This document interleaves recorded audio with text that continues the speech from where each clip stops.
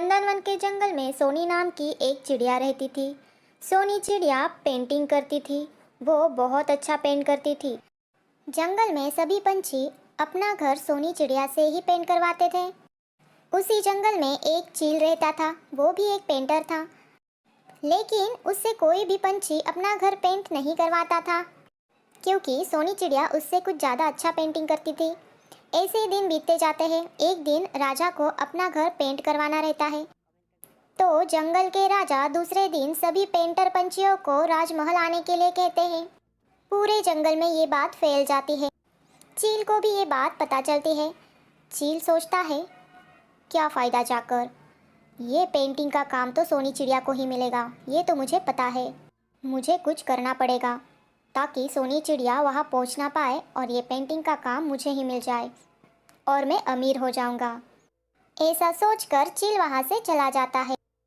दूसरे दिन सभी पेंटर पंछी राजमहल जाने की तैयारी करते हैं।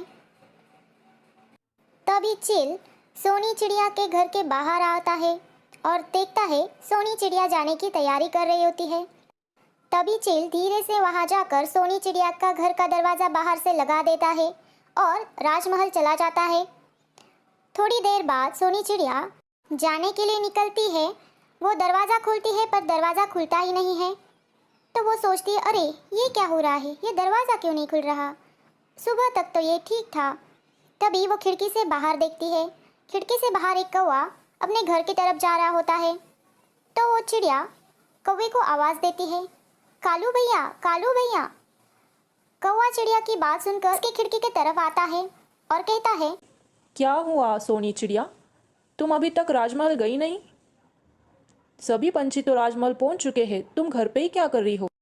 तभी चिड़िया कहती है, अरे क्या बताओ कालू भैया, मैं कब से दरवाज़ा खोल रही हूँ लेकिन दरवाज़ा ही नहीं खुल रहा है, पता नहीं क्या हो गया है। तभी कौवा बाहर से दरवाज़ा खोल देता है और कहता है, पता नहीं, किसी ने तो बाहर से दरवाज़ा लगा लिया था। चिड़िया सोचती है, ऐसा कौन क्यों करेगा, लेकिन फिर भी वो कौवे से कहती है, कौवे भैया आपका बहुत शुक्रिया, अभी मैं चलती हूँ, मुझे राजमहल जल्द से जल्द पहुँचना होगा। ऐसा कहकर चिड़िया राजमहल चली जाती है। राजमहल में सभी पेंटर पंछी आए हुए थे और वो सभी अपनी अपनी पेंटिंग की तस्वीरें राजा को दिखा रहे थे। राजा को चील की पेंटिंग की तस्वीरें पसंद आती है।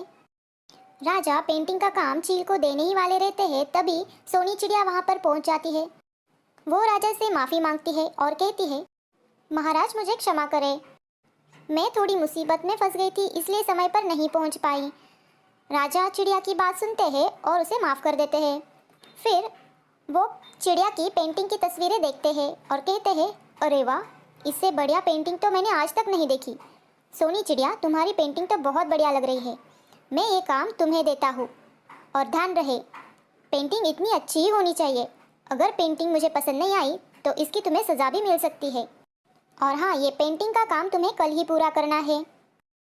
सोनी चिड़िया कहती है, आप बिल्कुल चिंता ना करें महाराज, राजमहल एकदम अच्छे से पेंट कर दूंगी। और चिड़िया दूसरे दिन राजा का महल बहुत अच्छे से पेंट कर देती है और राजा उसे बहुत सारे इनाम दे देते हैं। तो हमें इससे ये सीख मिलती है, किसी का भी बुरा नहीं सोचना चाहिए। आपको ये कहानी कैसी लगी हमें कमेंट बॉक्स में ज़रूर बताएं और चैनल को सब्सक्राइब कर दो।